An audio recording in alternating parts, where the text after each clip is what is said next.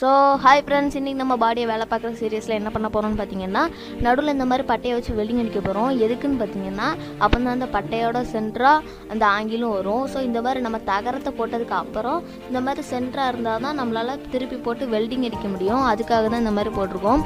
So அதுக்கப்புறம் இந்த மாதிரி தகரத்தை தான் நம்ம யூஸ் பண்ணுவோம். இது வந்து 16 kg தகரம்.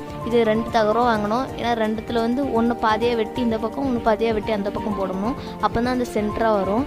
ஸோ அதுக்காக நம்ம 16 kg தகரத்தை வெட்ட ஆரம்பித்தாச்சு. ஆனால் 16 kg தகரம் வந்து ரொம்ப கனமாக இருக்கிறதுனால வெட்டுறதுக்கு வளைக்கிறதுக்கு கஷ்டமாக தான் இருக்கும்.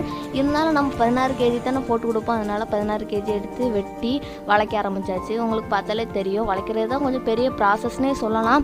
ஏன்னா அதுதான் கொஞ்சம் லேட் ஆகும். அதனால் நம்ம பொறுமையாக உட்காந்து வளைச்சி போட்டாச்சு. ஃபைனல் அவுட்புட் பார்த்தாலே உங்களுக்கு தெரியும். இன்னும் வெல்டிங் அடிக்கல, அதை திருப்பி போட்டு வெல்டிங் அடித்தோம்னா இன்னும் செமையாக இருக்கும். ஸோ இந்த மாதிரி வீடியோஸ் பார்க்க நம்ம சேனலை மறக்காமல் சப்ஸ்கிரைப் பண்ணி வச்சுக்கோங்க.